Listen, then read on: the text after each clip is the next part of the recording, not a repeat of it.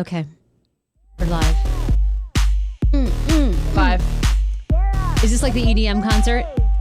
This is me all night, just pumping, fist pumping all night. Oh, is that what we're supposed to? Oh, is it fist pump? Yeah, you just like build the beat like Pauly D. It's a podcast, not a kiss pod. EDM. She'll make you say, oh my God. She got the scoop on pop culture news, so grab a drink. It ain't what you think. It's Sarah and the crew. I'm trying to think of the last time that I went, or if I've ever been to anything EDM. Is David Guetta considered EDM? Yes. Oh, Yes. okay, please. I have. Oh, please. I've been to tons. David Guetta. And then I'm supposed to do this with my hand? Like this. Oh, like, okay, honestly, so like guns, like just like... I throw it up. Like fist pump. You build it up. So like the people watching at EDM concerts is amazing. It's just like mesh shirts and like sometimes goth people that just go and it's just a whole mixture, And is hodgepodge. everyone is rolling? Yeah. I think so. How can you tell? Because their eyes are, they're like, their irises are so, what's it called when they're just open? Super open. Yeah. I seem to run into those people all the time, and then they want me to be their sobriety coach. And I'm like, no, I can't take on any more clients. I'm at capacity. First off, why would they?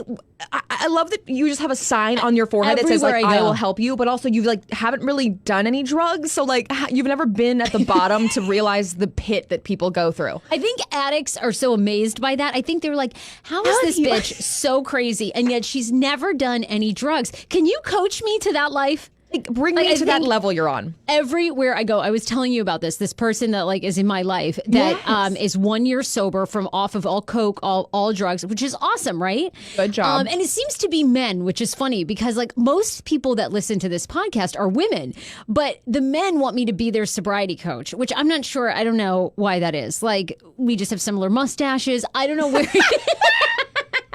I don't know what the actual fuck it is. But I ran into this person, haven't seen him in a long time. He was like, oh my God, I'm 1 year sober off coke, off of all drugs.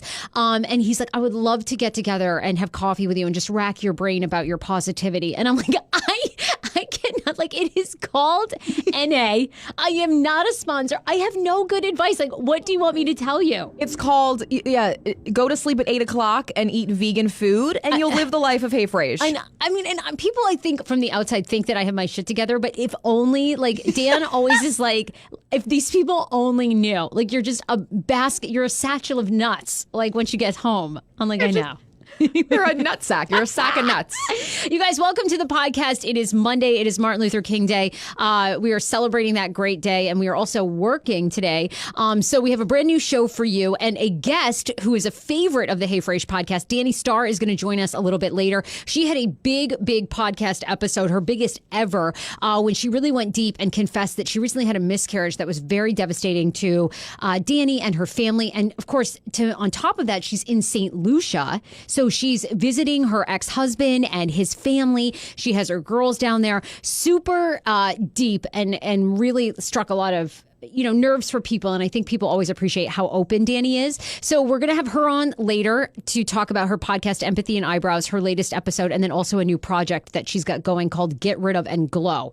And I want to, she's also been tweeting a lot about R. Kelly. So I want to know all her thoughts about that too. Yes. So that's coming up. Pineapple Mail goes down every Monday. It's always your DMs. It's your messages to us if you have any advice questions. And this involves a woman dating a guy for 4 months, but he still hangs out with some of his girlfriends. I'm talking like coworkers, women from his past, which I don't think is not a problem. Not a problem. Is it a problem? It starts to become a problem when he excludes his significant other from the friend group hangout. So we'll tell you where she says that this story might be going left, and then she wants your advice. What about Schmiggy? Because we have our boyfriend Schmiggy and Schman. Yeah. So does Schmiggy have female friends? No, he moved here for me. He has no friends besides so his in 2 love with birds you. and a damn dog. No, I'm just kidding. He is so in love with you. I don't This really man, think he is. Oh my God, are you kidding, bitch? You sent him the Jeff Bezos challenge, and he wrote you back this long thing about, do you know how badly I want to just wake up with you in the morning sober? Like, he gave you the whole love of his life. It was more of a slap to the face, like, stop being a blackout bitch, really was what it is. It was completely like, So it was kind of... He was like, Drea, I just Cry want to for wake help. up sober with you. Do you know, I just want one day where you don't push me away and want to go back to bed for your hangovers. Like, it was so Sarah, now I know why I love you so much, why we connect, because I want you to teach me how to live positively sans alcohol. I am not taking on one more sobriety candidate, okay?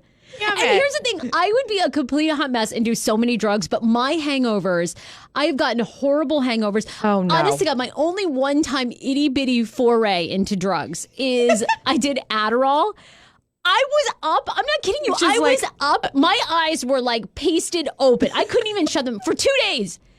I called my girlfriend who gave me the Adderall. I go, what's going on? I go, my heart is on fire. I cannot get to sleep. Did you not get anything done, though? Were you not so productive? Because that's really what it does to me. Well, I had to be productive because I couldn't close my eyes and I couldn't get to bed.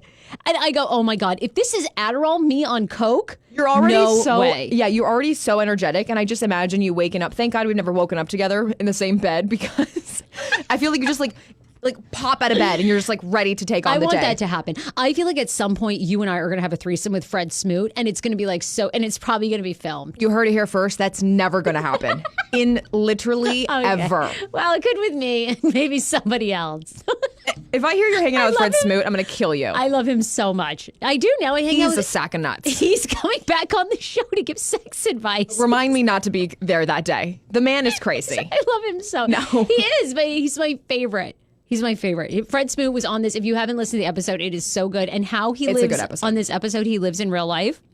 And we've since had drinks, and it was so great. We just talked about how monogamy is such a challenge. And I was like, Fred, I agree with you. Yeah, you agree, but like, yeah, he's just a whole nother, he's not like human. He's like another species that is the Smoot. Like, it's just the Smoot people. Oh, he is the Smoot. He's crazy. Well, anyway, how was your weekend? I heard that your dad found your marijuana pipe. Speaking of drugs, I guess I should be your sobriety coach. Seems like a lot of shit's going down with you. You know what? I realized, so apparently Iggy's mom's best friend and coworker, Schmiggy, listens to the podcast. His mom's coworker. And so she like talks about the podcast with him. So like, I'm just like admitting that, you know, my dad found my weed bowl. I went to an EDM concert. People were rolling on Molly. This is great. This is all good news. So how did your dad find your weed pipe? And then how did that whole conversation go down? Because I got this text from you over the weekend because your dad has been furloughed. Yes. So he's been, and there's a great story of a woman in Washington, D.C. going around giving out like $50. Like, this woman's awesome. So how's your dad holding up? You said he's like looking for other jobs, right? Yes, looking for other jobs. Actually, tomorrow he has an interview for like a temp job. He's just looking for random stuff to fill his time. And what happened was he's just like all around the house right now. Like he's just like filling his time, cleaning my room. I'm like, this is too much freedom for you guys. You need to go back to work. Stop meddling around in my room, making my bed. I cannot believe that. You're a grown woman. I'm a grown-ass woman. In there cleaning. Yeah. Well, that's like also the hangout spot because I just made it so comfy. There's like a couch and like it's like the family room now. So they just hang out. So my dad was in there and he's not the disciplinarian in the family. My mom is. So my dad doesn't know how to deal with like you're in trouble. So we're in the car together, just us two. And this happened on Saturday. And I told us last episode, like I've lost my weed bowl. It's like the mystery of the weed bowl. Where is it? So I usually just smoke a couple times a month, maybe just to go to bed. Like, not for really recreational. It's just like a little puff and I'm out, you know? Just like I need a little relaxation. My head's spinning. I just need a little like, you know, yeah, chill. you just gotta chill. Exactly. So, and I always leave it on the windowsill because I just, you know, do a little burp and then I just blow it out the window. Bam, sure. Nobody knows. Right. The air takes it. So that's what happened. And then he's like, hey, by the way, I found your bowl. And I was like, you found my bowl? What bowl? My cereal bowl? I'll leave that in there too. And he's like, no, Andrea, your weed bowl. And I was like, oh shit. But he's like never disciplined me before. So I was like, where's this going? And he just goes, if your mom finds that, she would be pissed. And I'm like, oh, okay. Okay, Dad. So my mom didn't find it. You found it. So what are you going to do? And that was it. And we never talked about it again. You are 24 years old. I mean, there's not much you can do, you know, now. I feel like everybody smokes these days. Like everybody, everyone but me. And that's just because it will keep me up for days. No. You don't smoke? I retired about 2 years ago. I mean, I don't do it all the time, and I never go out of my way to buy it. So I'm not going to say that I'm a regular weed smoker, but if it's offered, it's a good little relaxer. I mean, yada. When she looks at me, when she's surprised that I actually did something. You're a goody too. Well, I'm going to try edibles. I don't really like the whole smoking, you know, but I'll try an edible. Yeah. I want to relax. That's even stronger. But now everyone says it's so strong. It doesn't need to be that strong for me. Do the microdose. Yeah. We'll get the California gummies where they microdose. It's only 5%, which is what we did. And you were like, I don't feel anything. No, I need a cookie or like a brownie. I love sugar. Big roll up. Let's hit a couple of sponsors. Also, I was telling you, it was actually bad for everybody that listens to this podcast. And if you're new, it is true. I have a $500 doll collection, which when you guys come to Maine for my wedding. Oh, I don't even want to go in there. No, I'm not doing it. You'll see. No, I'm going to be freaked out. Sarah, that's like a horror film. And every year, even though I'm like in my 30s, my mom buys me a new doll. Every Christmas. It's crazy. I'm like, Mom, we don't want to continue this. You never take it with you. You leave it at your mom's house. Okay, how embarrassing. Have you seen these creepy ass dolls? Yes. Like, I'm going to bring them down here and do what with them? Well, I think it's just kind of maybe like a memory she has with you. Like you guys bonded over these dolls. Oh, she does. She loves it. She like feels like it's what it is. Yeah. And now with my niece, she started a snow globe collection. So they collect snow globes. Okay, has she watched Marie Kondo? Not that I really support that, but like I think it's time to let go. I know. But anyway, over the weekend, Dan and I went to the hip hop pop-up museum. Okay, let me just I love your guys' activities together. So Saturday was our date day. Saturday was date day because he works all the time. So Schman had the day off. So Schman and I decided we're going to do restaurant week. We're going to do MGM National Harbor. We went to the National Harbor Casino for the first time. P.S. You couldn't find like an open table. Poker tables booked. Poker tables completely busy. Furloughed people looking to win. Was mobbed. I'm like, clearly, I guess everyone furloughed here believes that they're going to, strike it rich. Packed. I'm thinking to myself, I'm really in the wrong business. The casino business is where it's at. What are you going to be, a table girl? I said to Dan, it's amazing. Like, if I had to do over again, if I was 24 and hot, which I really wasn't, so it wouldn't have worked out, I would be a cocktail waitress at MGM. Honestly, they probably make bank. So much money. It was just go straight to stripping, actually. Okay, fine. I would do that. Yeah. I mean, I would take these guys, it was crazy at MGM. And there were a lot of women too, but. Do you and Dan regularly gamble? I didn't know that was a thing you guys do. Schman is a really good poker player. Damn it. Schman. It's going to take us a while. Wait, he is? Really? Yeah. Remember I was telling you this? Like a year ago or 2 years ago, he went to some soccer event, entered a poker tournament, and came in like first or second. I'm like, I had no idea. Yes, and then I remember you telling me this. We recently went to an event where they were playing like fake poker, and he won. He won like $15,000 fake dollars. I'm like, I had no idea. Yeah, he's a really because Schman is a huge nerd. Like I woke up this morning and he was wearing some sort of Star Wars cafe T-shirt. I was like, I can't. Okay, between that and your night guard, I mean, you guys just literally are just like nerds, like paradise. Like last night, we both had our night guards in. I was like, get over here, let's bump night guards, and he was like, no, I don't. I refuse. Honest to God, we did. I grind my teeth now at night. Let's bump night guards. Yeah, we both got our guards in. Let's bump night guards. And he was like, no, Sarah, I don't want to do that. It's so cheesy. I was like, okay, whatever. No, you got to grab his face. Bump his night guards. Like mine kind of protrudes and his is like more hidden. So I was like trying to get in there. No, he woke up this morning with a Star Wars like cafe T-shirt. I'm like, are you wearing that at the house? He goes, no, it just brings me joy. Nothing turns me on more than a good old Star Wars graphic tee from H&M. Yummy. His brother bought it for him for Christmas. So we go to the Hip Hop Museum this weekend. We do Restaurant Week, which if you live in D.C. or you live in Virginia or Maryland, you should totally do. It was great. We went to China Chicano, which is a Jose Andreas spot. We love supporting Jose Andreas. Yes. Food was amazing. And That's like really good restaurant. Yeah, and you eat so much for like $35 a person. It's such a steal. Only during restaurant week. Only during any other time, that restaurant will break your bank. Yeah. Exactly. I ordered like literally an appetizer of ceviche, like the ceviche platter. It was like $45. 2 bites each. We're like, okay, is anybody full? No. Let's like order $100 of entrees. Like what? I know. So after we went and we walked around and looked at the slots and we did some retail therapy, then we went to the pop-up museum at Blind Wino, the pop-up hip-hop museum, which was so really cool. Interesting. It was hysterical. Well, I learned a lot, actually. You never probably got into the Source magazine, right? But you probably know the Source magazine from back in the day. Yes. Had no clue that was started by 2 white dudes from Harvard. Neither. No idea, right? Because it was like the hip-hop magazine. You would never think that. And one of the guys white lives guys here. started. What? I know. I was kind of debating if we should have him on the podcast. Well, that'd be a cool one.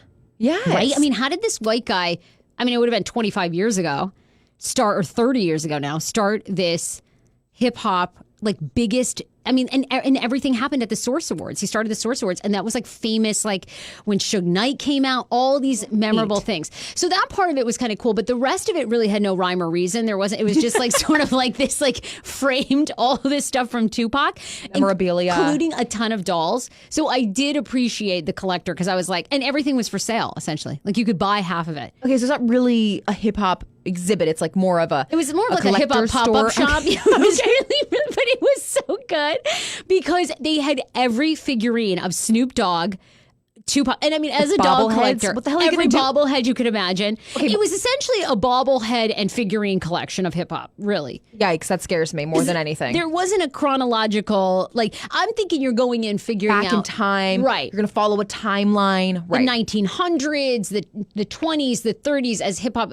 No, we fast forwarded to 88. Like And only stayed there. We stayed right in there, and then present day.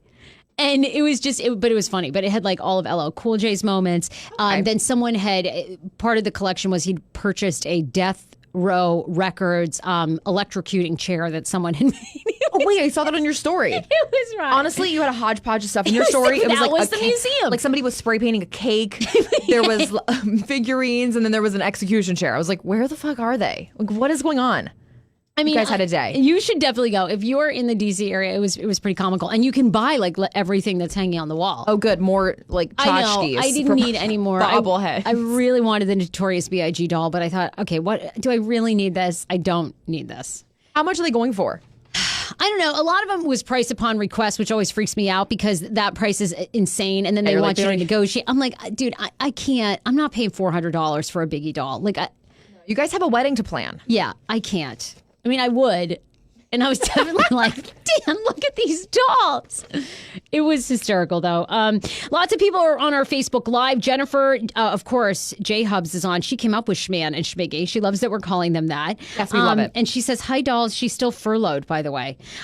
Be sure to share the Facebook page right now with someone who has never seen the show or someone that is a big Danni Starr fan, because we're going to get her in here in 1 second. And then also a heads up, we're going to be moving time on our Facebook show. So we're going to be starting on YouTube. YouTube is where we're going to go live. It's a way that you can build a quicker audience and kind of get exposed to. We have a lot of people who, you guys know us, you tune in every day, but then as far as discovering new people online, YouTube's where it's at. So starting in March, we're going to go to YouTube Live, and then we're also going to put the show on Facebook, but it will be at a different time, not in the middle of the day. So we may be dark for a couple of weeks. Don't panic. We'll still have the podcast. You'll still be able to download on Spotify and iTunes. Let's hit a couple sponsors, and then we want Danni on. Have you heard about the revolution in online furniture shopping and Joybird, the company behind it all? Joybird believes that you should never settle when it comes to your home furnishings and that you should always have the freedom to boldly be original. From idea to reality, they empower you to create the space and furniture that brings you joy. With Joybird, you can get one-of-a-kind furniture made to your unique taste. AJ and I were just looking at it this morning, and all the chairs they have everything you can imagine, from planters, mirrors, rugs. Their rugs are really cool. Turn your ideas into reality with hundreds of styles and options, from mid-century modern to contemporary classics, customizable in an amazing array of fabric choices, from rich buttery leather and plush velvets to every color imaginable, and wide range of kid and pet-friendly upholstery. Yes, we love that. So now you need to go to Joybird. See how they're revolutionizing online furniture shopping. Create the furniture that brings you joy today at joybird.com/Frase. Go to joybird.com/Frase and receive an exclusive offer for 25% off your first order by using code Frase. We will be there. Also, we have to thank Dr. Mintz. He's our medical marijuana doctor in Maryland and D.C. He's licensed in both places. We were just talking about it. If you suffer from depression, aches, and pains, if you're looking for something that can help treat those aches and pains without mixing with other medication, he's your guy. If you suffer from PTSD, medical marijuana really is a miracle drug, and it works for so many people in different situations. You don't have to smoke it. You can just have a couple of liquid droplets, boop, and then it can change everything for you. Make your appointment. It's one-time $250 fee. Most of that is reimbursable by your insurance company. Dr. Mintz helps you take care of that. Get you certified with your medical marijuana cards. Go to drmintz.com.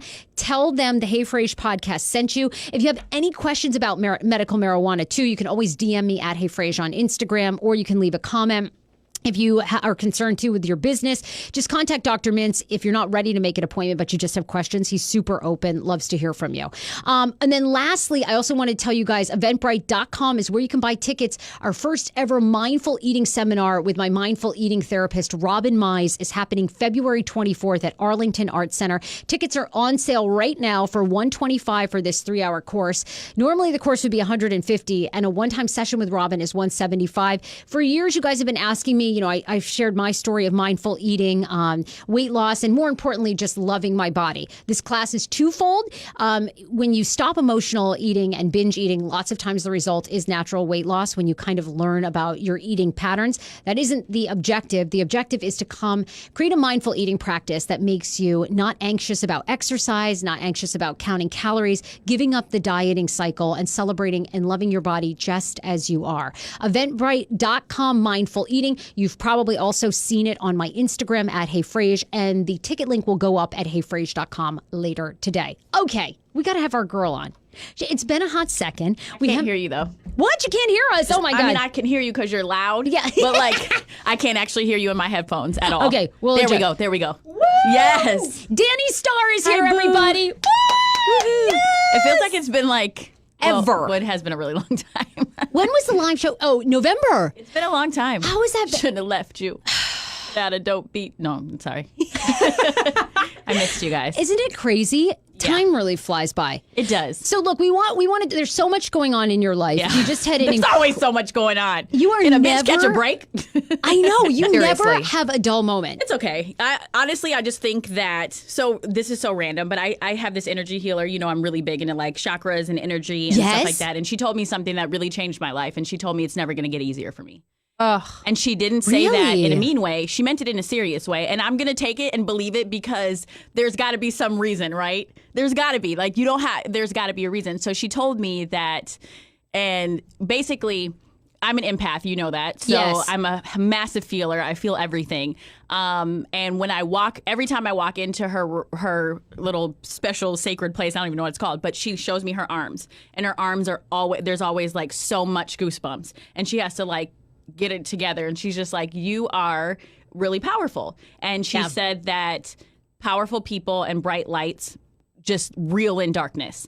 And so I was well, I'm tired of it. I would like to shut it off. Yeah. Let's cut that shit off. Right. I love helping people. This is awesome. That's what I love to do. But enough is enough. And she was like, I'm going to be very honest with you. I'm the same type of person. There are these types of people. Mystic Michaela, my homegirl, she said the same exact thing. She was like, it's never going to get easier. You have to learn how to protect yourself and learn how to navigate it. But it is always going to happen. And what made me happy is that, I was on the phone with my best friend yesterday and I was like, maybe I was a murderer in a different life. This is That's a lot of. Seriously, I was like, maybe I was a murderer in a different life. Maybe I did awful things to other human beings and this is karma. And she was like, this is not your fault. But Mystic Michaela and Brenda, my energy healer, she was just like, she goes, it will always flock to you, and you have to remind yourself that it's not your fault. You don't go out looking for it. And if I tell you I would build a bunker and stay in it, and the shit would still find me, it would. It would. The walls would fall in. I would be in a bunker, and somehow, some way, it would just like gas underneath the door. So I've come to terms with it. My whole thing for the rest of my life is going to be resiliency is my superpower. But you help so many people through, you and you have, we'll talk about this dark moment that you just shared, and you were so brave to do it. I read your medium.com article, which was so good and so brave. You helped. I probably will cry during this interview. I'm sure. I know. Just want you to be fully aware. Yeah, it's coming. I can feel it. I know. It's whatever. But you really do. I feel like the silver lining for you is you are so brave about putting yourself out there, and that helps so many people. We were just scrolling through Twitter, and this woman was like, Danni, your podcast, your episode 7, which is the one where you talk about this, this horrible recent miscarriage that happened. She's like, you just helped me so much. And so not everybody can share, and you have that gift. A gift. I know. It's bittersweet, right? But here's the thing. It's it's not, for me, it's not a gift. It's just who I am. Like, it literally has always been who I am. Everyone's always been like, you're such an oversharer. And I'm just like, I just talk. Like, I share. I connect with people, and I just want to tell stories. But also, people overshare with me all the time. I'll sit next to a person on an airplane, and I find out that her daughter is in a psych ward, and she doesn't know how to survive this. And I'm like, well, actually, let me help you out. Yeah, you know? yeah. Or I'm picking up my car from the car place, and the guy tells me, I don't know this man, have never met him. He doesn't know who I am. We have nothing. And I just was like, how's your day going? And he was like, good. And, he asked me if I had kids. And I'm like, do you have kids? And he goes, yeah. And he tells me that he has a son, and his son is a certain age. And I'm like, your son, you look really young to have a son that age. And he was like, I was 16, she was 26. And I was like, she was a predator. And then we're having an entire conversation about That how is he like- doesn't even recognize that she was a predator. And he was taking, he was But abused. taken advantage He was of, yeah, taken advantage abused, of. yes. And these are the conversations that I Holy- have every day. Every day. It's like nonstop. But at the end of the day, the messages that I get of people who are like, thank you for sharing your story. I just went through this. Or the women who have like, I've been through this 4 times. And I'm like sobbing profusely because one was enough for me. Like, Really? It was oh so my God. traumatic. It was so traumatic. It's still traumatic. I forced myself to be here today, Sarah, on purpose. I know. I you were feel like I was it's tough to you were, ask. you I was were like- even trying to give me an out. You're like, it's a holiday. So I was like, no, like, don't give me an out because I'll take it. I know. But I have didn't to want get you out of the house. Like, I have to talk. I have to get out of the house. I have to do these things. And at the end of the day, it's never going to get easier, right? It's going to keep happening. So the only way for me to survive this is to find the light on at the end of all of it, because there will always be something next. The good news is I know I can overcome anything. And I do know that. You're It doesn't- super strong. It doesn't yeah. make it easier in it, though. You're just like, No, oh, it's- shit, this sucks. Dude, I had a miscarriage in a different country surrounded by my ex-husband and his family, and I didn't actually start losing the baby till I was on an airplane in the bathroom. Oh my God, listening and reading the story was, you're such a good writer because you gave it in incredible detail. I've never been pregnant, so I don't know what it's like. But for those of you guys listening who may not know Danni, I think everybody on the show knows you're a friend of the show. You and I became friends a couple years ago from our radio background. You're a radio host, co-hosted on the Kane Show.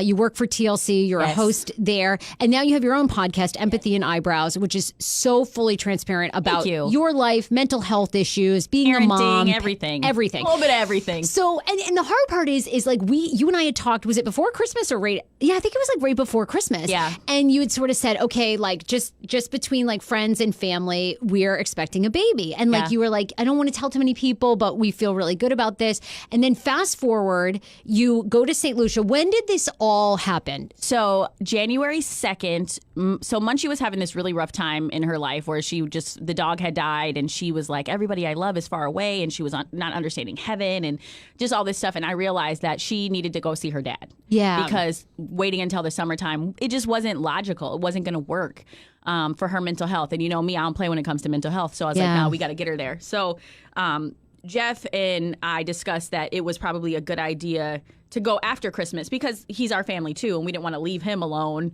on Christmas. So we were like, oh, okay, we'll go January 2nd. So we go January 2nd. It takes a long time to get to St. Lucia, 2 different flights. It was me and 2 kids. It was just a lot of work. Oh, yeah. And when I got to St. Lucia, that was a Wednesday, I didn't even know it was possible, but at like 8 weeks pregnant, my water broke.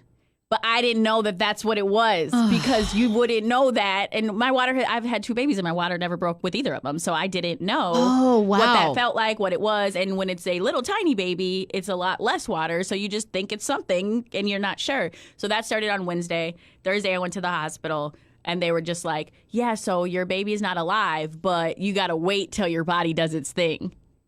Oh So my God. And you're in a different country with your ex-husband and you're like, I know there's some lesson, and the only lesson I could come up with was I was a murderer in a different life, but that's not logical. No, that's not it. It's not it. It's not No. it. But in the moment, you're just like, what have I done? Like, what, Yeah, right? so it's such a sense of like self-blame, even though... Yeah, like, but in it, I still was like, I'm going to be okay because I know that at the end of the day, I know shit keeps coming at me.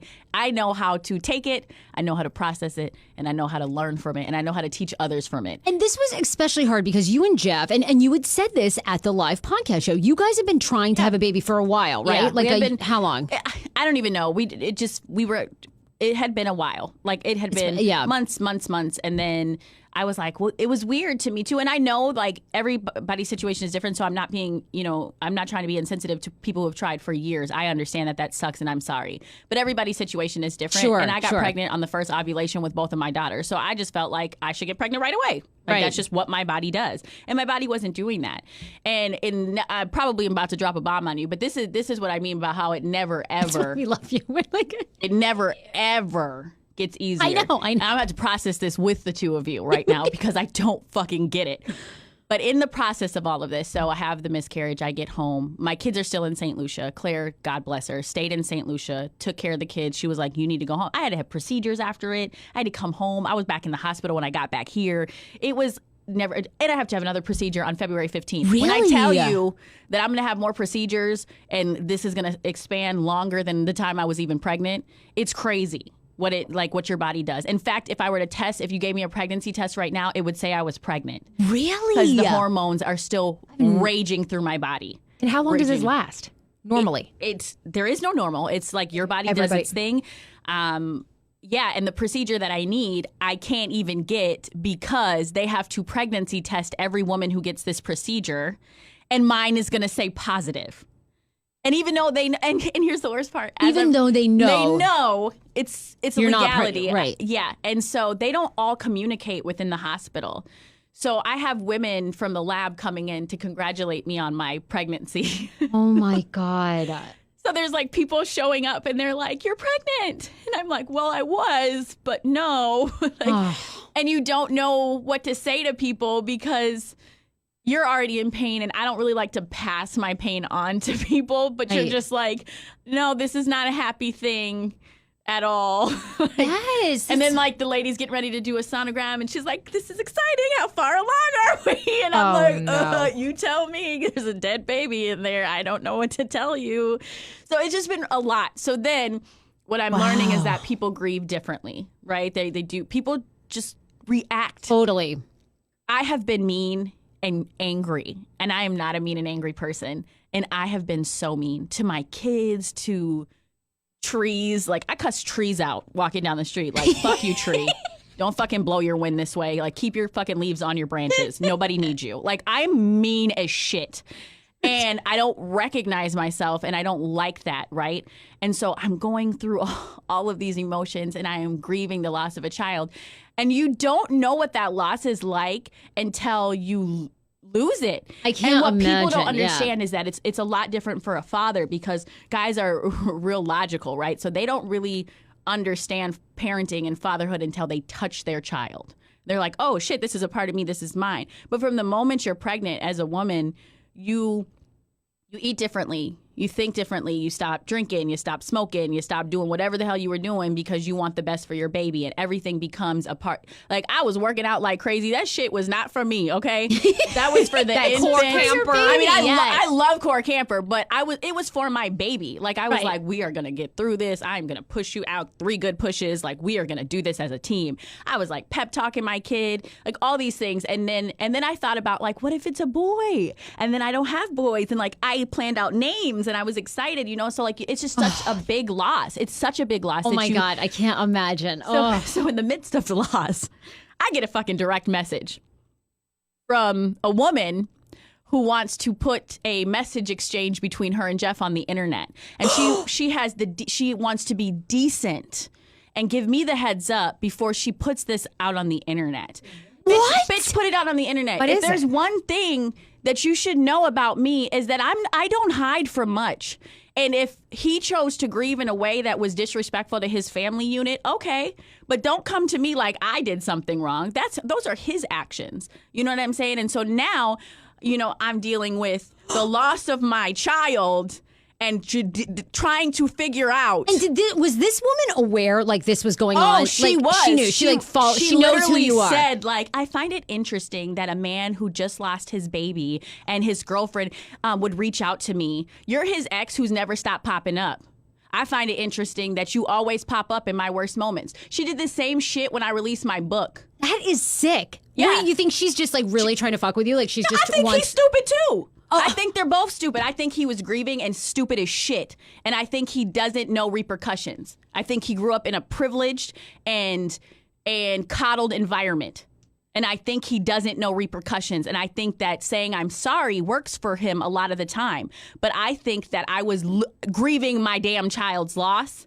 And I'm angry. And it doesn't even mean I want it to end, because I don't. I love Jeff. I think Jeff is a phenomenal partner. Right. But I have been through relationship where love doesn't mean shit if it doesn't come with respect and boundaries and all this other stuff. And I think I'm learning that too. I think we learn that the hard way. And I think like this is so much harder. I have kids, Sarah. Yeah. You love him. And this shit is not easy to do by yourself. And this is how women get trapped, because you think about it and you think like, sorry, I'm on a No, rant you're right on. now.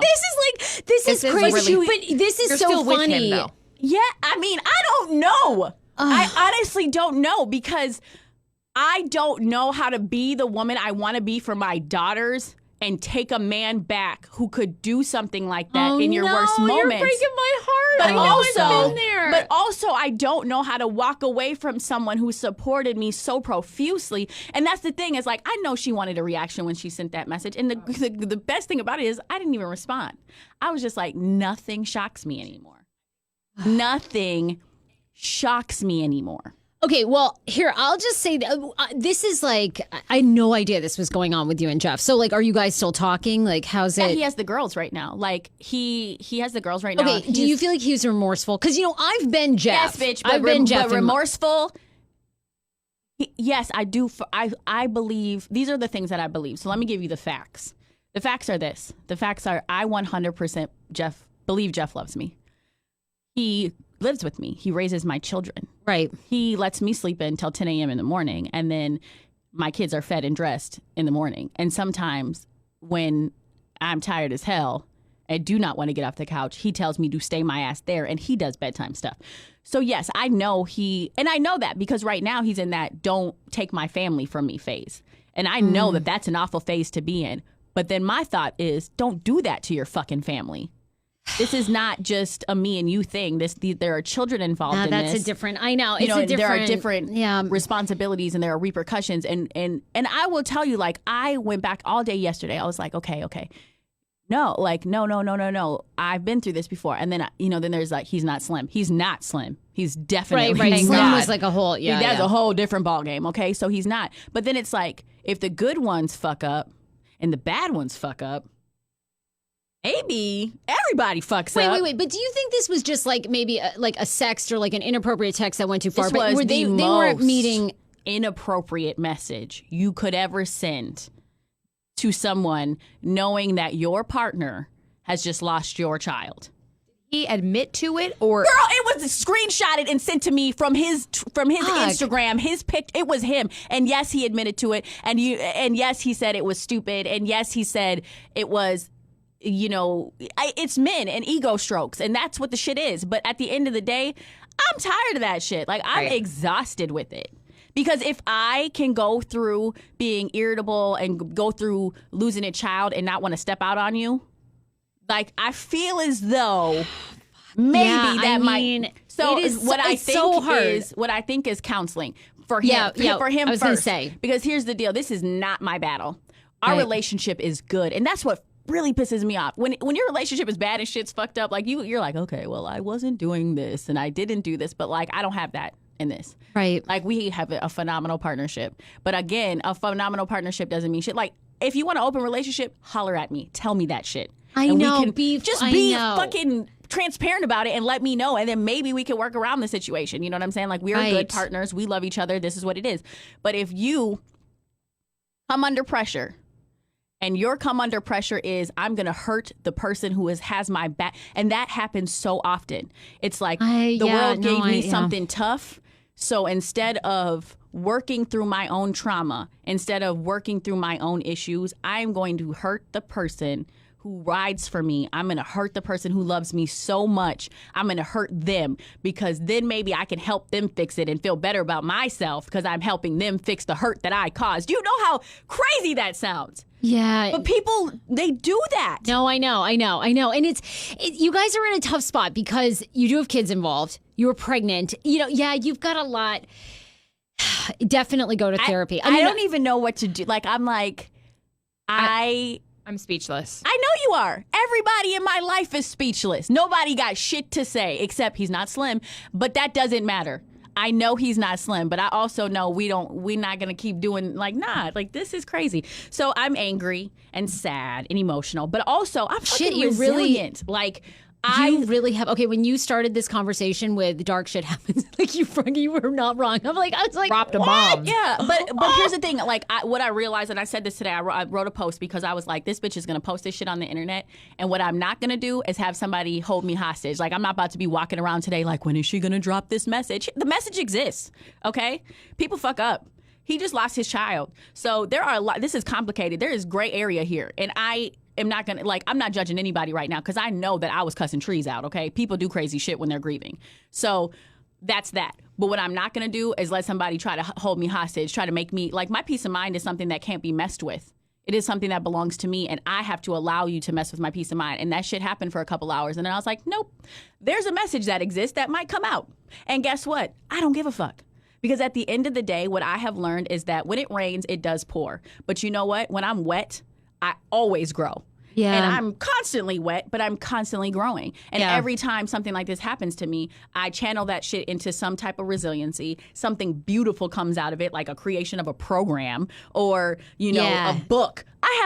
You know what happened to me? Here's the sequel. Shitty things happened to me. But guess what? Shitty things happened to me, and I wrote about it in a book, a very good book, a book full of shitty things. But also the lesson behind the shitty things is that I never gave up. I'm resilient as shit. Wait, and as far as work situations, you and I know. I mean, you know what the fuck we've been through. The worst work situation is someone trying to destroy you. That's when I tell you I am literally because I finally realized what was the holdback for me. It was narcissistic trauma from that radio show. Oh yeah, it was literally sociopathic narcissistic trauma, PTSD survival. Yeah. That's what we lived through, and so we have to make sure we take. But here's the thing: I have dealt with trauma, but I don't take my trauma and go traumatize everybody else. You have to deal with your own trauma, because if you don't, you become the person providing the trauma to other people's lives. That has never been me. Right. Yeah, I have had trauma after trauma after trauma after trauma, and I have taken that trauma and done the work. And that is why I'm successful. That is why I keep going, because I take my trauma and rather than spread it to the world and get mean and evil, I figure out a way to help people get through their trauma. Yeah, you really do. I mean, is Jeff does he want to go to therapy? What do you? I'm sure at this point Jeff will do anything. I really do.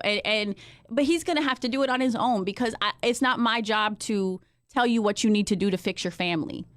Right. I don't have the mental capacity or even the energy right now to give him the directions to fix this. Right. He's got to do it. You got to do the work. You got to do the work. I can't do the work for him. I am willing to go to counseling. I am willing to support him in his toxic ass behavior. I'm willing to do that because I do love him. But I am not willing to lose my peace of mind. I'm not willing to go to sleep and wake up in a nightmare over and over again. And I've been waking up in a nightmare. I have been waking up in a nightmare every day. Every day I go to sleep, and then I wake up and I remember my baby is dead. And then I go to sleep, and today I woke up and remembered my man decided that while our baby was dead, he wanted to do some dumb shit. And so it's just this constant, and fuck, you've been through that. I've been through that shit. That's what the shitty part is if you and Slim had just said, hey, look, we've grown apart, we got, but then there was so much deceit there. You rise above that, and I just don't think people know how strong you are. Because, you're literally breadwinner for those girls. You came to here from Minnesota, by yourself, with Slim, but by yourself. No, by myself is correct. I came here by myself with my husband, but by myself. So yes, that's true. That's accurate information. You bought a house, you had, my God. It just is what it is.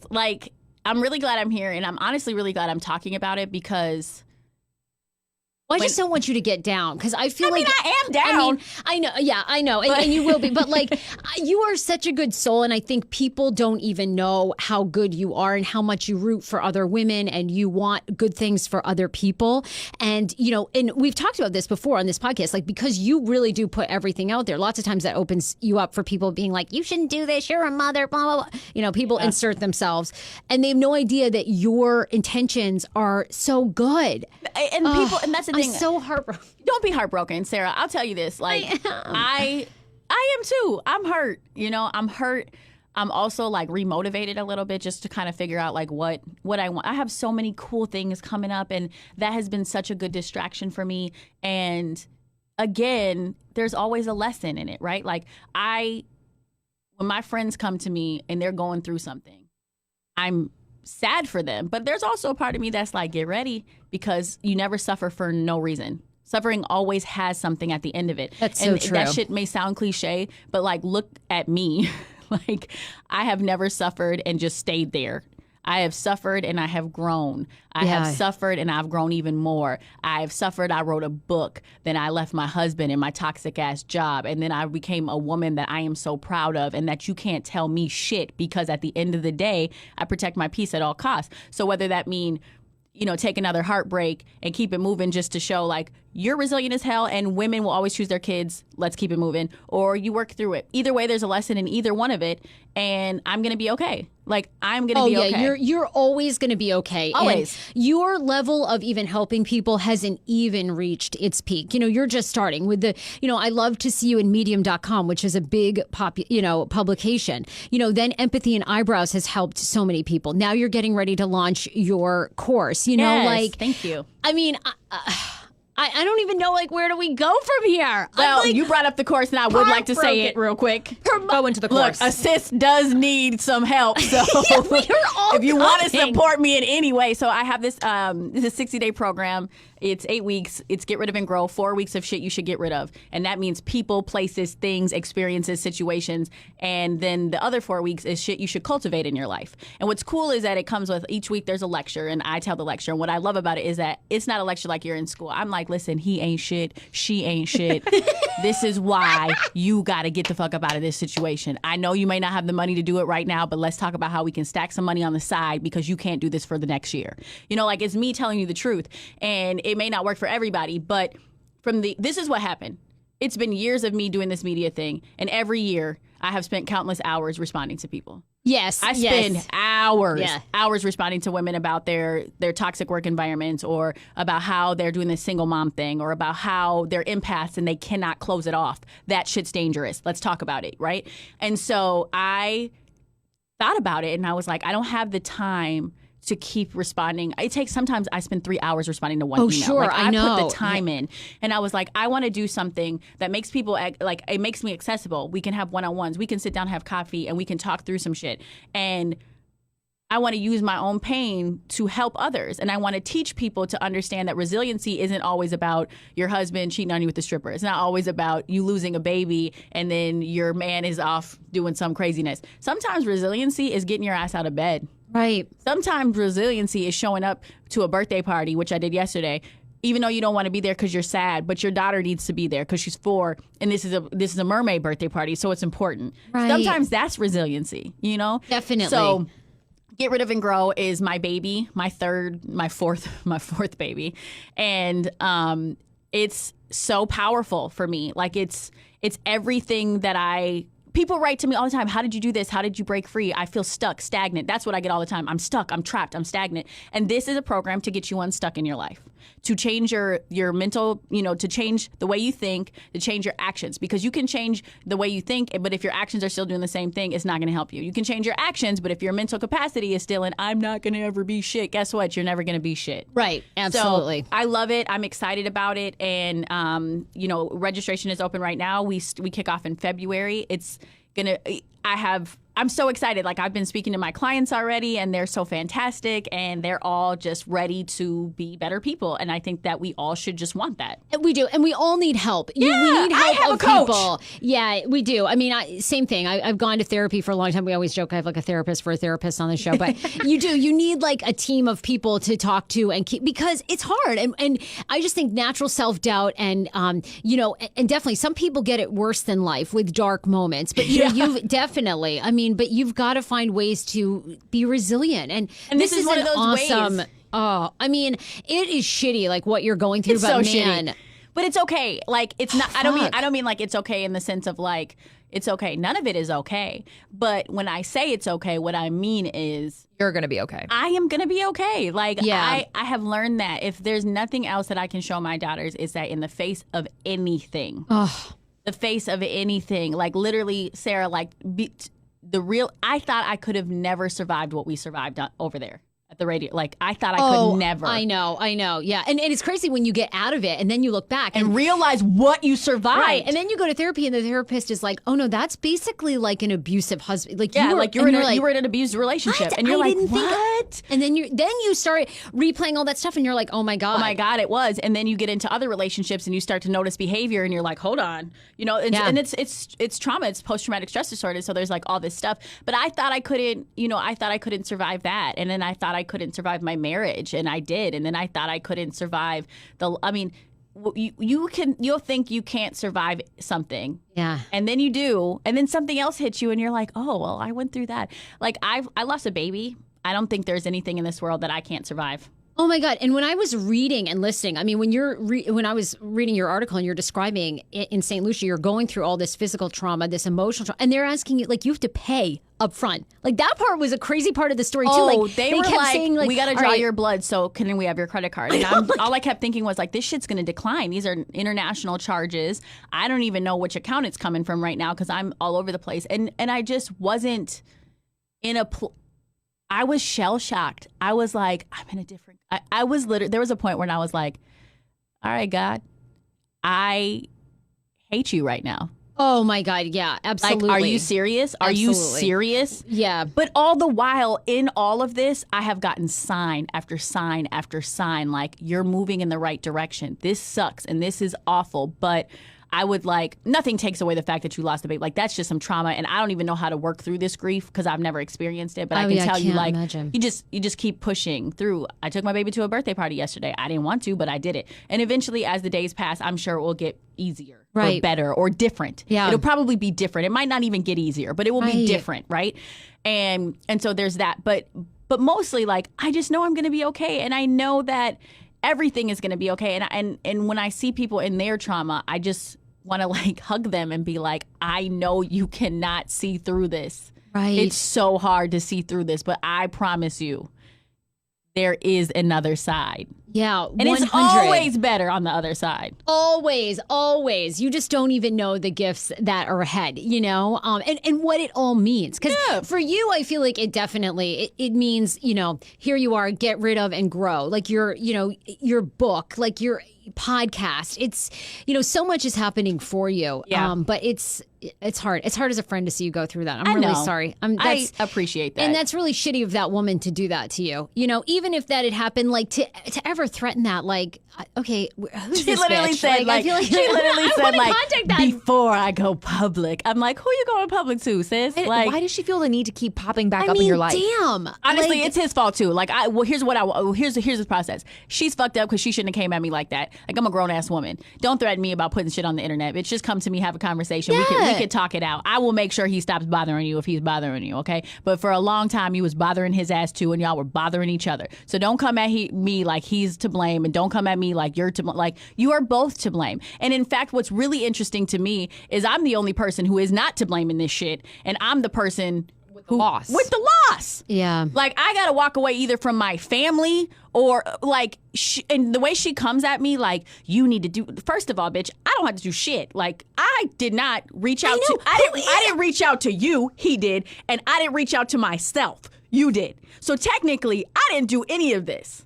Well, I mean, and like, okay, talk about karma. That woman is gonna get like. how would you ever interfere? I agree with you. Like saying to someone privately, like, hey, look, this is what's been going on or whatever. I feel like you should know. But to say, like, she knew what she was doing when she said that. Like, she tried to scare me. But the thing is I just lost a baby. You can't fucking scare me.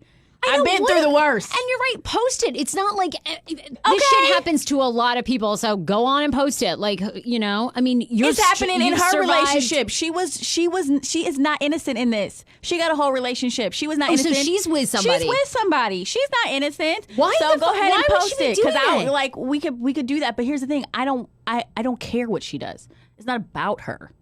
You know, like it's not like I don't care what she does. I don't even care what Jeff does at this point. They can both work out their whatever they need to work out. But what I will not do is let either one of them disturb my peace. Yeah. And both of them are trying me right now. Oh, my God. You know, like we built a home. We have a whole home. We got a whole family. Those we girls live together. adore him. Yes. They call him Pops. Like, you don't get to come into my life and play these fucking games with my children. I know, and you're so close to his family. And then, I mean, that's so... But listen, at the end of the day, I choose me. Yeah. I choose my children. Yeah, that's it. I don't choose social media. I don't choose nothing. Like, I tell people what I want them to know. Whatever. I share a lot. But the one thing you should know over everything is at the end of the day, if it comes down to all of this media stuff or anything else, I will give it all up to protect myself and my children. Oh, yeah, absolutely. That's what it is. And I'm not going to be held hostage because somebody wants to put it up. Give me a break. It's going to make her look bad and him look bad. You know who's not going to look bad in this? Me. Oh, yeah, absolutely. Oh, my God. I don't care.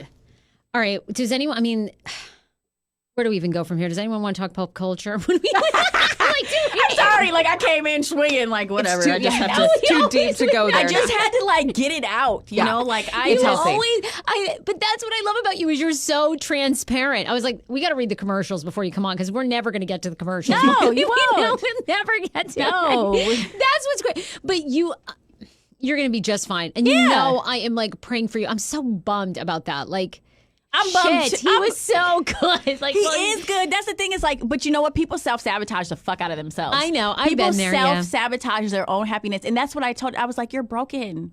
Like, you have to. Something's going on. You have to fix this because you know you're happy. You know that this is what it is, but I can't prove that to you. Like, it's not my job to be like, hey, this is really good, and you're gonna ruin something. Like, you have to be aware, and I have so much self-awareness that I understand that, and like emotional intelligence takes a long time to learn, and especially for men, I feel like men are like super immature about you know. I was listening to Amanda Seales. I love her, by the way, from Insecure. I was listening to her, and she was talking about there's a difference. She had a toxic masculinity podcast, which was fantastic. Ooh, okay? I gotta listen. Okay. Oh my God, it's good. And she said she had his guest on. I forget his name, but he's great. And they were talking about the difference between a grown male and a man. And some of y'all are married to grown males. And I don't want to be married to a grown male. I want to be married to a man. And a lot of us, we date grown males and we fall in love with potential. But the issue is this. What you see in someone else will not always come to life. And a man does what? A man is just what? Emotionally available No, he said that a grown male is looking to be served, and he didn't mean it in like the sense of like a woman should bow down to him. He was just like, what it's in it for me. Like we thinking the moment we get into a relationship, we think in we's. Like we're a communal people. Women are a communal people. Yeah, we're like we or us or we think family unit or we think this or I'm gonna check in with you because I want to know what you're doing for dinner. Or if I'm coming home coming home with food, I'm not coming home with food by myself or just for me. I'm gonna hit you up and say I got food. Are you hungry? Like that's how we operate.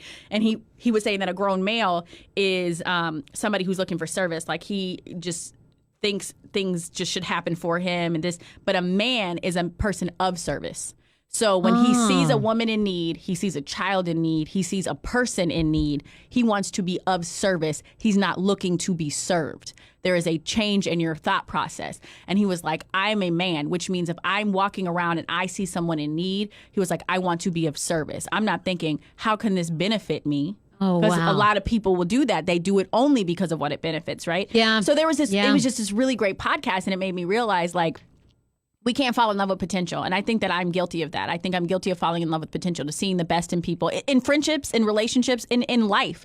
I think we see people and we're like, wow, they're so smart. They could do so many great things. They could do this. But here's the problem. What you see in someone, if they do not see it in themselves, you can't give it to them.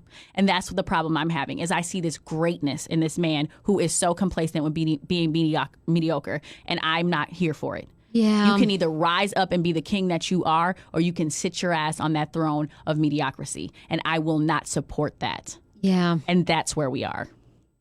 Damn. I mean, you've like nailed it. That's where we are. Your potential is not enough.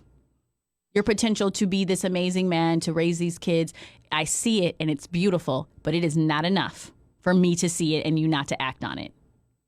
That's what it is. You are. Yes! A whole word. Somebody say amen. Amen. Thank you. Oh, you are pleased. You're the next Diana Van Zandt. I'm sitting here let me listening to you. tell I'm you. like, you're Van Zandt. Like, as soon as That's what- Diana but, resigns, I'm like, oh, this will just be the Danni Starr show because you'd be so good. Bitch, you have to go through some shit to be this good. Oh, yeah, sure. I yeah. feel like you have to trudge Yeah, through you the damn can't just- desert barefoot. And I have done that, and I'm okay with it. And that's why I did get rid of and grow, because I'm like, okay, you got to take this pain and turn it into something good. So I'm good. I will figure it out. I threw his shit out my window, straight, waiting to exhale style. I did it very quietly, though, because I'm black and I didn't want to be arrested. And it was easy because the screen wasn't on the window. did it very Oh, you just quietly. threw it right out. And the screen Just a wasn't little on. drop. So I was like, okay, there's just gotta be a couple things. Like, I literally was thinking about Angela Bassett. I was like, okay, bitch, you gotta channel your inner Angela Bassett. You need to open this window. He's coming to get his stuff. Yes. So I opened the window. There was no screen. I was like, it's meant to be. There's no screen. This is also very dangerous. You got kids, so you're gonna have to handle this later. But I opened the window and I peeked outside, and it was snowing and it was quiet night. It was windy, and I was like, okay.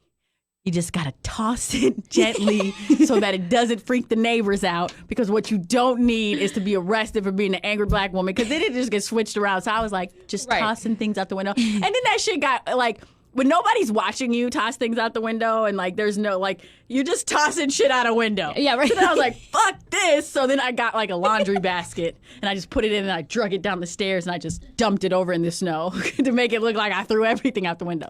Plus it was cold as hell. So Yeah. I needed to do it in like one. You couldn't have the window open the whole window time. could not have been open. I'm like, I got kids in the house. Somebody's going to fuck around with getting pneumonia. I was like, let me just get his shit out the house. So he is out of the house right now. He's welcome to come back. He's helping raise my kids. Like, he can come in and out if he pleases. But yeah, no, we're not. I don't know. He's got some work to do. Yeah, Yeah. for sure. For sure. Yeah, absolutely. Yeah. Absolutely. And you're right. You've nailed it. Got a about lot of this dry stuff. cleaning to do, too. Yeah. He had a lot of dry cleaning to do. He shrunk so much shit yesterday. I had to laugh. He came in and he was like, the sweater's so little. I was like, yep, that's what you get. Can't even do your own fucking laundry. Stupid. No, everything is going to be okay. I just got to get through it, really. I just Oh got to my get God. through it. I mean, we need drinks. Like, Yes! I mean, how did we not have the mixologist in here today? Like, we Right. needed so much alcohol. How do we do this sober? I know. All right, we end the show with pineapple mail, which is people's DMs, Yes. their questions, what they need for advice. I'd be curious for you. All right, so this woman writes to us, and we have two. We have a follow up from Dr. Mintz too, because we had a woman Why do you write. call it pineapple mail? I'm just we curious. usually keep it in this okay. pineapple. I'm like, what does that mean? I'm missing something? Is this Yeah. a new app? Like, No, so you pull it Just out a of the tin pineapple. pineapple. Yep, we have a pineapple mail that we keep in this little pineapple. It's an ice holder, but we've turned it into a little mailbox. A little mailbox. So this woman writes. She says, Sarah, AJ, Danny, I'd like to know. I've been dating a guy for 5 months, and we've had the determined the relationship conversation several months ago. And it's kind of crazy, Danny, that you're here on this day. She says, but he continues to hang out with other quote female friends and doesn't invite me. Yeah, hell no, that's a date, girl. I feel like this is a major problem. Some of these women he has known for years, gone to high school with, but others are coworkers that he's only known in the past year or past couple of years. I feel like I have the homegirls right to that be you've upset? known forever, like you have to know what kind of man you're dealing with, because you just never fucking know these days. That's the truth. You just never know. You never know. And narcissism is real, and they're manipulators. So you'll believe that these are these charismatic, charming ass dudes, and then you'll have the rug pulled up from under you. So you have to pay attention. I would say that you need to set your boundaries, because it doesn't matter if it bothers somebody else. If it bothers you, that's your boundary. You have that conversation with him. You say, hey, it's not even about being insecure or anything like that. Like, why would you put yourself in a situation that might turn out bad, right? So I would personally would be like, hey, we need to sit down and discuss our boundaries. Like, what's comfortable for you? Because if I'm willing to bet, if she was out with one of her friends that was male, there's just the two of them, or a male coworker, I'm willing to bet that territorial ego shit would pop off in her man, and he would not like that. But that's the thing. Toxic masculinity. So we have to roll it back into, you decide what's comfortable to you and your partner. See, my issue with this is Schman, who we now call Dan on this show. Schman has some old high school female friends and friends that he's been with a long time. But Schman always will say to me, hey, do you want to come along? Exactly. That's different. And same with me. Like, and I'll always tell him before, oh, I'm going to hang out with this person, or do you want to come? Like, there's nobody I hang out with that I wouldn't bring him along. Even though I can think of a couple. Yeah. Okay, I'm working on respect too. It's so funny that I don't know who we're calling. Oh, hey, Dr. Mintz, how are you? Are we calling Dr. Mintz? Oh, okay. Sorry. No, but because Dan and I are going to get married, so we're really talking about. We've been to a lot of couples therapy because it's a lot about respect. Because I tend to make light of like this on this show, like that I don't really love him and stuff, like kind of as a way of, oh, this is sort of funny and entertaining, and I also have this thing where I don't want to pretend. Does that bother him? Yeah, I think he wants me to be more respectful. I was going to say, then you got to stop that shit, Sarah. Yeah. Like I love you, but this is no. Yeah. And I put myself in situations like even like I have this weird thing where even I'll tell a guy, AJ and I were recently on a client dinner, and even though I was telling the guy, like, look, I love this man, like, this is who I'm going to marry, this person proceeded to basically say, like, oh, I want to marry you and have sex with you and go down on you for 5 hours. Like, I have to, but see, the problem is because I'm a little bit of an exhibitionist, I'll keep entertaining that shit, and it's so disrespectful to Schman. And that's what I was going to say. I gotta stop. That's what I was going to say. What it comes down to is love is not enough. Right. If you do not show him the respect that he deserves, likewise, if he does not show you the respect that you deserve. And that respect looks different for everybody. Like, if Jeff and I sat down and we decided to have an open relationship, I'm honestly not even opposed to that. To be honest, I've been through so much shit. Like, I believe that there are different people who could fulfill different needs for me. And I believe that there are different people who probably could fulfill some needs for him, because I don't like doing everything. That's the truth. So... But you have to understand what that respect level is. If he tells you like that makes him uncomfortable and makes him feel a certain way, that's something that you just have to either you decide, well, I love you and that's what it is, or you decide I love and respect you. And respect for me is more than anything, which is why I'm in this situation. Because if it was just based off love, I would stay with Jeff in a heartbeat. Because I love him so much. Right. I think he is... he is such a light in my life. If it was only about love, there would be no question. But it's not just about love. It's about respect. And if I do not feel respected, there is nothing else that I want. No, I think Fuck your love. Like, no, you're it. right. You're totally right. My and dad I feel loves me. He left. Yeah, and that's the thing. I think like now that we're getting married and we want to try to have a kid this year. It's like, okay, it's a new level of showing respect. And I think and he doesn't usually ask me to there's a couple things that he doesn't want shared on the podcast, but for the most part, he sort of rolls with. He knows that kind of this is what it is. But I think too is like my own person. As far as I know, he's not doing that to me. So it's like I don't want to be doing that to him. I'm so proud of you though for really talking through it, because we've gone to therapy for a long time, and it's really helped because we've grown together. We've been together 6 years. We've broken up. We've gotten back together. We've had moments where we wanted to call it quits. And those are the types of relationships that last. Because I believe that. I believe that you put in so much time. Like Claire and I, that's my longest relationship. But if you think that shit's been easy, Claire and I are 20 plus years. I think we're on Michael Jordan year, 23. I think we're 23 years in. And Claire always says to me, this was the hardest shit ever. Like I don't have friendships like this with everybody else because that shit got hard. And we were like, let's throw in the towel. Yeah. But this, the reason why Claire knows me so well and the reason why we know each other and we operate this well is because we put 23 years in. Yeah. Okay. Now, she's not my intimate partner, but she is my best friend. And that shit took a lot of work. Yep. And there are moments where we fought and we were like, I'm not fucking with you anymore. And then we came back and we worked through it. And I don't know why people think that when people say like relationships are supposed to be easy, I want to be like, you're fucking dumb. Oh, that's what I mean. Our therapist says that all the time. She's like, literally, it's so hard. You have to keep working at it all the time. Why on earth would you think that everything in life else you have to work to get paid? That's a lot of work. Oh, God, yeah. You want kids, but you don't understand the work. You want to do this, but you don't understand. Like, why on earth do you think love of all things is just going to be easy? That your relationship should just be natural and easy. Nothing is natural and easy. No, it's not. Nothing. No, and people change and they don't communicate. And then you have to go back to the drawing table and communicate. And then someone's feelings were hurt, but they didn't say anything. I mean, it goes, And then it's really and then tough. it's inside, and then a month later they tell you, and you're like, you could have told me that shit a month ago, and I Right. would have helped change it, or I would have worked through it. And then there's just so many things. So it takes work, but I am really proud of you because to hear you say things like, because we are a powerhouse of one, like. We are a different breed of women. We really are. Like, women are always Very this independent, outspoken, yeah. this independent, this like, this is, I'm doing my shit, whatever, right? Right. And also, we have been shut down before for being powerful, independent, strong, outspoken women, right? Yeah. We've seen how that could be to our disadvantage. We've been kicked out of jobs because of it. Yeah. So I get while the pushback could be like when you're in a relationship and a man tries to tell you like, I don't really feel comfortable with this. I know that because It's of like a PTSD, trigger. Right, because right. of PTSD, you want to be like, then get the fuck out. Right. Like, this is who I am, and I'm strong, and I speak my mind. Like, that's my innate. When somebody tells me like, well, maybe you should, I literally want to be like, fuck you. I'm doing what I want to do because it's a trigger. Right. Because we were literally ousted for being who we are. Yeah. So I get it, but you're doing the work, and it's so beautiful, and you can see it. Like, you guys are going to be great. Well, I really love him. And, he's such a person who is like, I mean, I never would be able to do what I'm doing without him.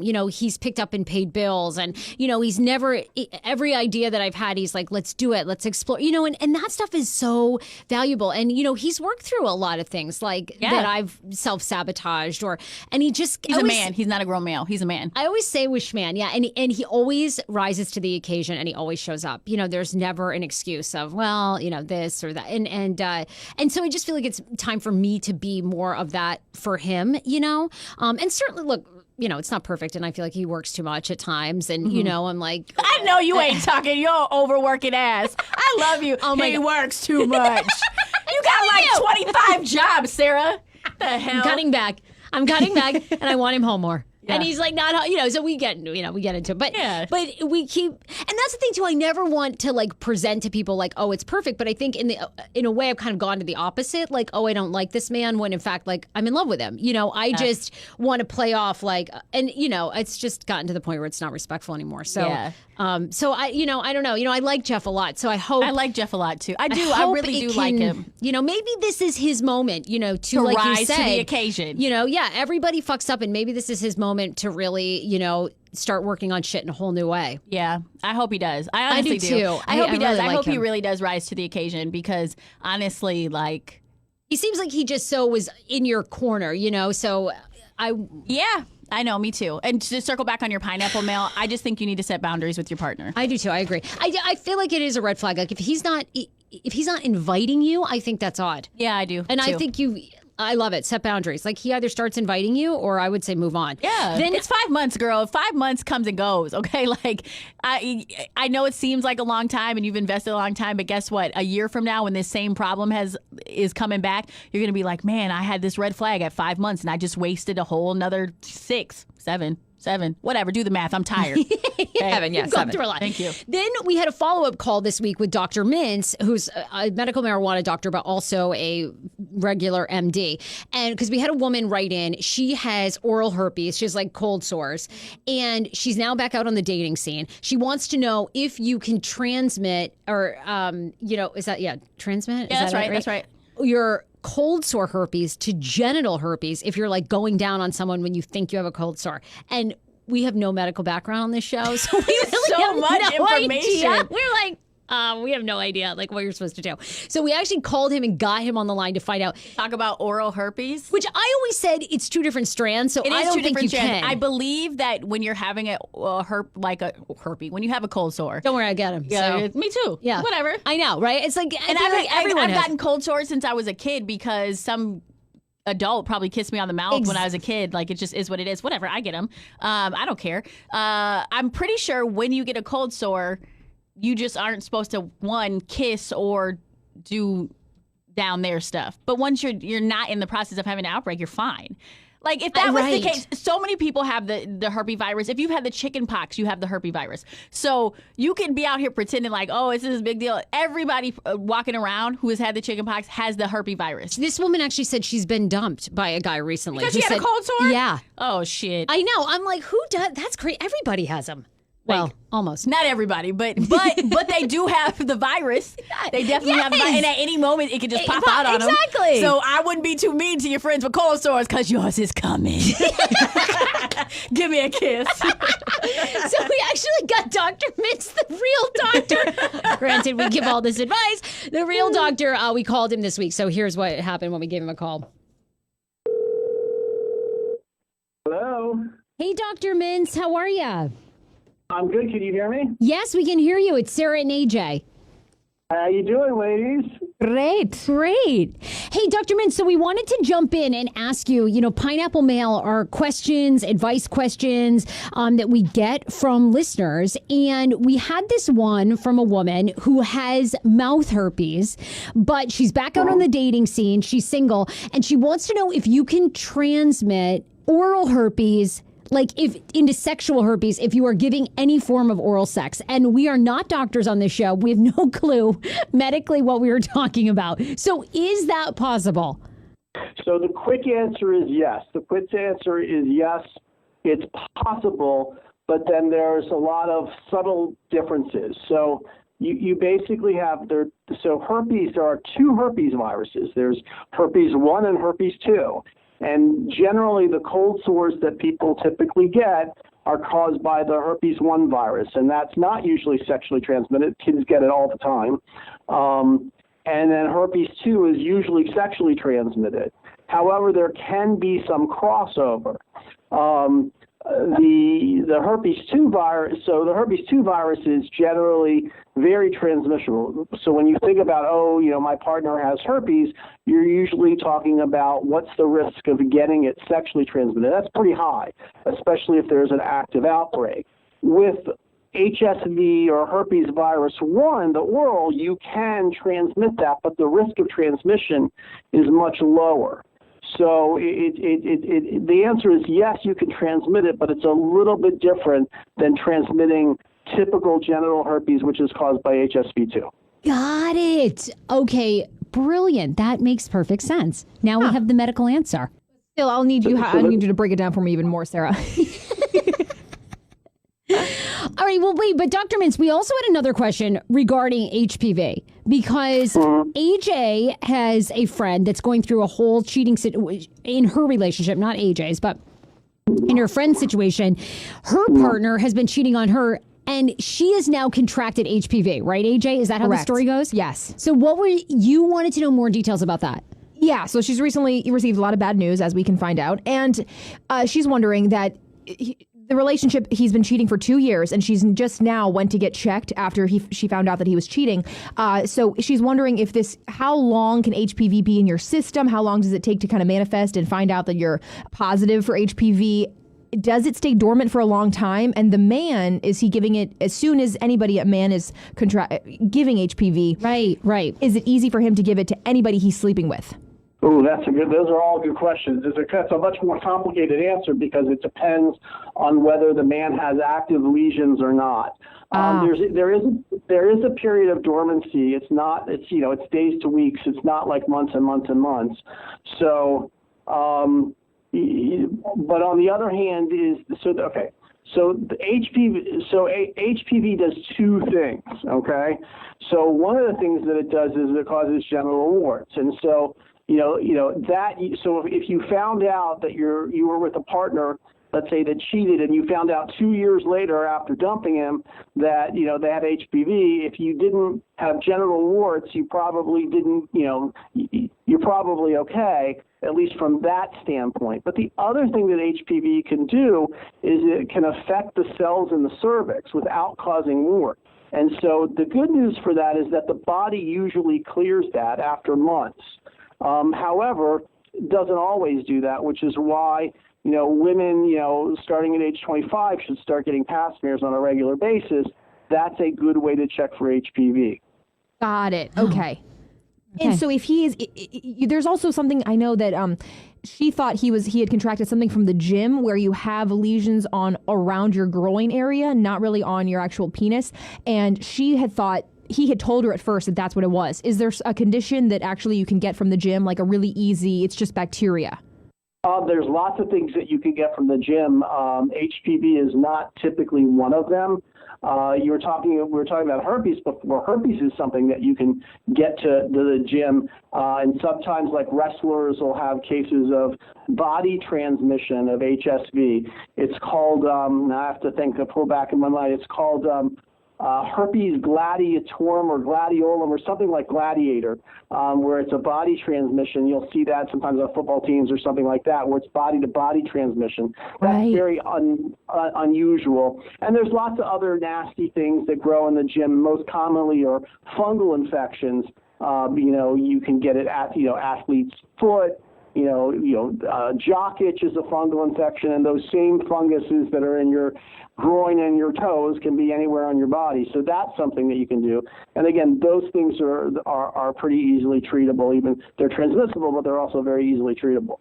Well, clearing up so many questions for us. Thank you. It's so good. We're going to we have to do probably a whole cheating scandal as far as because people that's been a whole thing. Yeah. I know, it's been a whole thing. Okay, Dr. Mintz, we wanted to get you on. That question has been brewing on people's minds. They wanted a clear answer on it. So thank you so much. Of course, we love working with you and having you as a sponsor of the Hey Frase podcast. You do concierge medicine, so people can come, they can see you, just pay a monthly flat rate, and then they get access to you 24/7. And of course, you are our resident medical marijuana doctor in DC and Maryland. That is correct, and I'm happy to be a part of the show. Awesome. drmintz.com. We'll talk to you soon. Thank you, Dr. Mintz. Bye, AJ. Bye, Sarah. Bye, Dr. Mintz. We love him. All right, Danni Starr was on the show today. She's an unbelievable woman. You can follow her on Instagram. You can find out more about her class. Your website is DanniStarr.com? Correct. DanniStarr.com. And Instagram is? I am Danni Starr. And that's basically your Twitter handle, too, right? Everything. Right? I am Danni Starr or just Danni. You can get everything. Podcasts, follow me, book stuff, DanniStarr.com. All right. We need to have you back on here. Yeah. Really soon. We need a follow-up. We're going to need a follow-up where I'm like, bitch, I'm living my best life. Ain't nobody fucking with me. Yes. I need one of those times. I can't wait for some great-ass fucking news so I can be like, Sarah, bitch. We need really good We got to celebrate. But it will come. It's all happening. You know what? In the midst of all this, I got a whole bunch of registrations for my program. And I was like, you know what? Yes! Look at God. Yes, So good. Look at God. God. Like, I'm sorry, bitch. I done been throwing you through the wolves. But here you go. Here's a registration. You guys, we love you. Thank you so much. Share today's show with a friend and be sure to review us on iTunes. Go to Hey Frase Podcast, hit 5 stars. Tell us what you love about the show, including Danni Starr. We love her. Send her good vibes and prayers. Please. All that. Bye, guys. Bye.